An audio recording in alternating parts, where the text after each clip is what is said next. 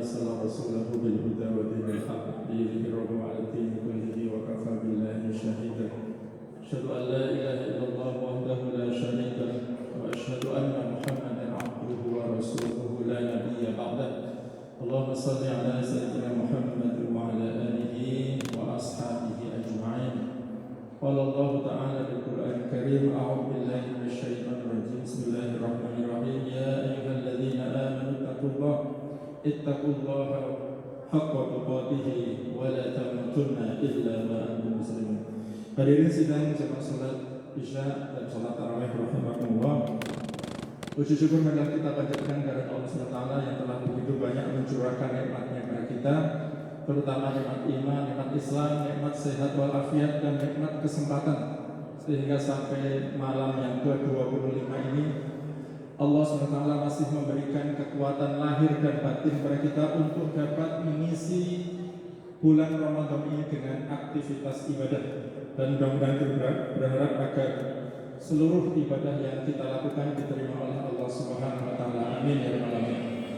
Jadi selain untuk 10 menit ke depan, tema yang dibawakan, yang diberikan bahasa adalah tentang sedekah, ya. Jadi tentang sedekah, bahwa satu hal yang harus kita pahami, bahwa harta yang kita miliki ini ada hak orang lain, baik orang lain itu yang meminta maupun yang tidak meminta. Wa fi amwalihim haqqul lis-sa'ili wal mahrum. Kemudian yang harus kita yakini juga bahwa harta yang kita sedekahkan, yang kita infakkan, itulah sesungguhnya harta kita yang sebenarnya. Ketika kita mengeluarkan sedekah atau infak ikhlas, maka pahalanya akan tercatat oleh Allah SWT dan akan dipanen di hari kiamat nanti. Nah, pada kesempatan ini satu hal yang harus kita pahami, ya, kadang-kadang dalam Al-Quran kita membaca ada kata infak, ada zakat, ada infak, ada sedekah. Inilah barangkali yang perlu untuk sama-sama kita pahami perbedaannya. Pertama, kalau zakat itu hanya untuk harta tertentu. Kemudian waktunya tertentu dan syaratnya pun tertentu dan alokasinya pun juga tertentu. Nah, harta tertentu itu misalnya zakat fitrah. Zakat fitrah itu yaitu berupa makanan pokok atau disetarakan dengan uang. Kemudian zakat mal itu pertama terkait dengan emas. Emas itu kalau syaratnya adalah mencapai nisab. Nisab itu adalah jumlah minimal harta wajib dizakat. Dan dua haul itu maknanya adalah bahwa kepemilikannya itu minimal 1 tahun komanya. Jadi syaratnya adalah mencapai nisab dan haul. Nisab untuk emas itu adalah 85 gram. Jadi ibu-ibu kalau sudah misalnya menyimpan di lemarinya 100 gram emas dan sudah 1 tahun, maka itu sudah wajib zakat 2,5%. Misalnya harga emas 1 gram itu adalah 1 juta, berarti nilainya adalah 100 juta, maka harus dikeluarkan zakatnya adalah 2,5 juta. Itu contohnya. Kalau perak itu 595 gram itu nisabnya. Kemudian kalau ternak, kalau kambing itu adalah 40 ekor kambing. Kalau onta, walaupun kita jarang punya onta ya Pak ya, itu 5 ekor. Kalau sapi, kerbau atau kuda itu adalah 30 ekor. Jadi itu nisabnya sekian. Kemudian ada juga harta pertanian.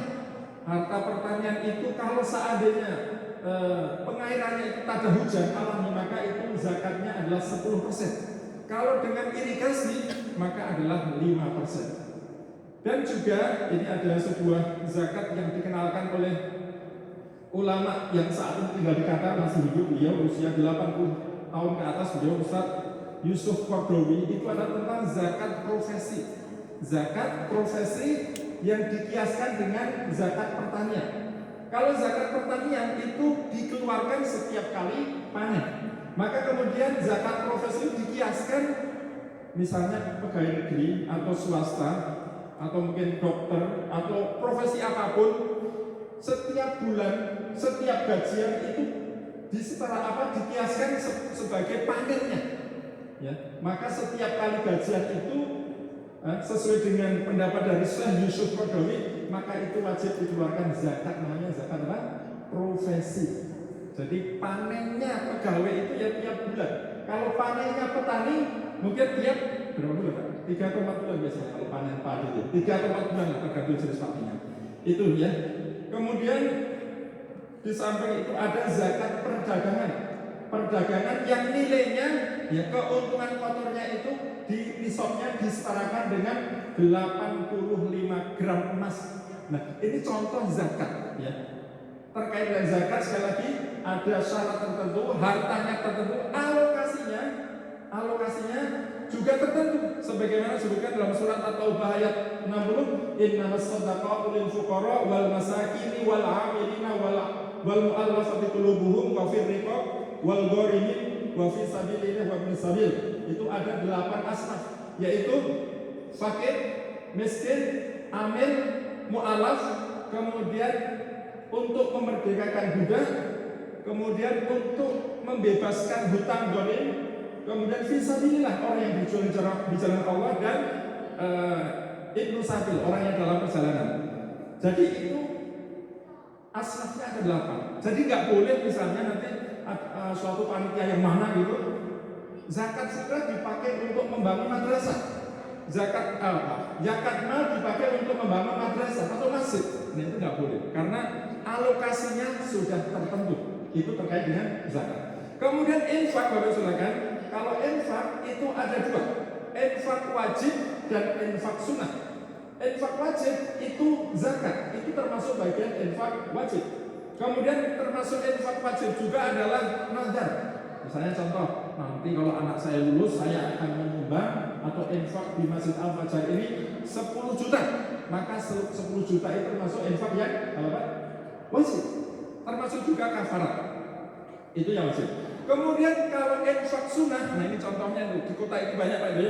Ada infak BKM, ada infak TPQ, ada infak kemanusiaan, ada infak yatim duafa, ada infak apa lagi ya Pak Iwan? Prima. Nah itu termasuk infak yang hukumnya sunnah. Jadi infak kita membantu bencana alam, ada banjir kemarin ya di sekitar kita, itu termasuk bagian dari infak, yaitu infak yang hukumnya sunnah.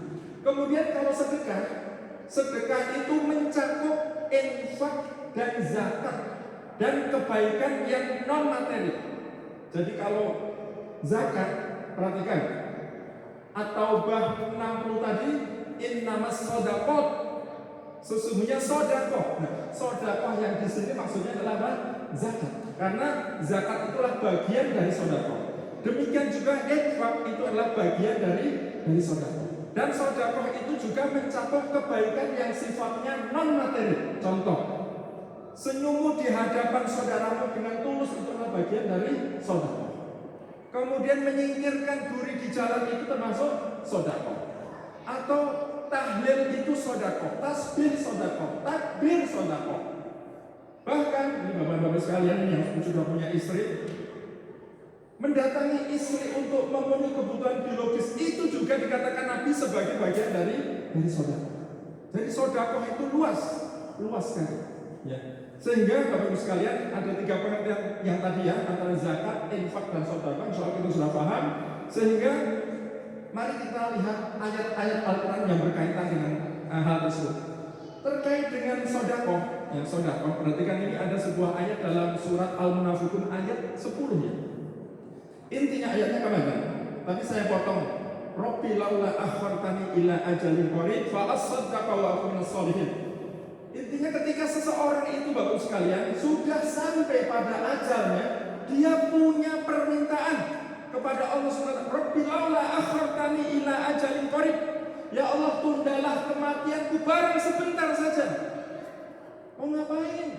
Lah, yaitu ingin bersedekah. Fa asaddaqa wa aku minas sholihin, supaya aku dapat bersedekah dan dapat beramal soleh. Jadi ini ternyata permintaan orang yang akan meninggal itu adalah supaya hidup lagi walaupun sebentar agar dapat bersedekah. Itu satu contoh ayat terkait. Kemudian terkait dengan infak, maka pahala infak itu Bapak sekalian ada beberapa ayat yang menjelaskan. Pertama misalnya dalam surat Al-Baqarah ayat 261, "Matsalul ladzina yunfiquna amwalahum fi sabilillahi kamatsali habbatin ambatat sab'an sanabila fi kulli sumbulatin mi'atu habbah. Wallahu yudha'ifu liman yasha' wallahu wasi'un 'alim." Perumpamaan harta yang diinfakkan di jalan Allah itu seperti sebutir biji yang kemudian menumbuhkan 7 tangkai, dan masing-masing tangkai itu menghasilkan 100 biji. Jadi berapa? 1 tumbuh 7, masing-masing tumbuh 100. Berarti 700 kali lipat. Tapi masih ada kata wallahu yudha'ifu liman yasha'. Allah melipat gandakan bagi yang dikehendaki. Artinya ayat ini memberikan pemahaman bagi bahwa infak yang kita berikan itu minimal Allah akan lipat gandakan menjadi berapa? 700 kali lipat. Ya, 700 kali lipat. Kemudian terkait dengan infak, kalau tadi kan zakat sudah ada alokasi lah ya.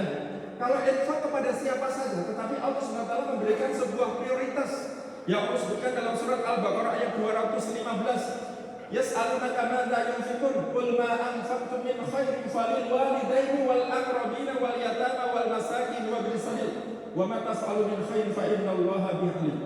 Mereka bertanya kepadamu Muhammad tentang infak, maka katakanlah harta yang mereka infakkan hendaklah diberikan kepada pertama kedua orang tuanya. Kedua orang tuanya, kemudian kerabatnya, kemudian yatim, kepada orang miskin, dan kepada orang yang dalam perjalanan.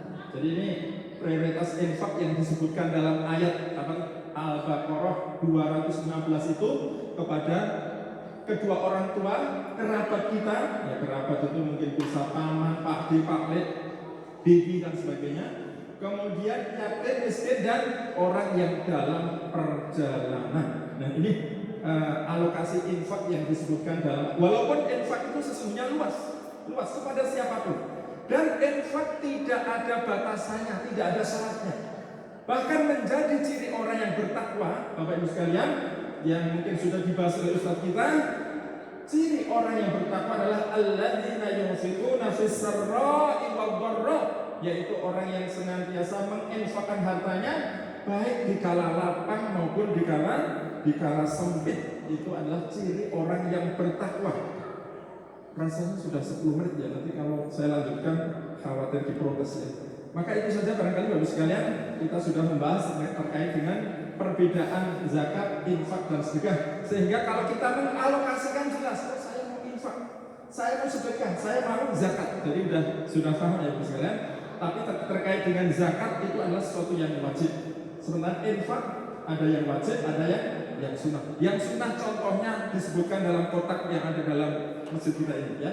Itu saja barangkali ada yang benar itu dari Allah, dan apabila kurang itu dari diri saya sendiri. Alhamdulillah. Assalamualaikum.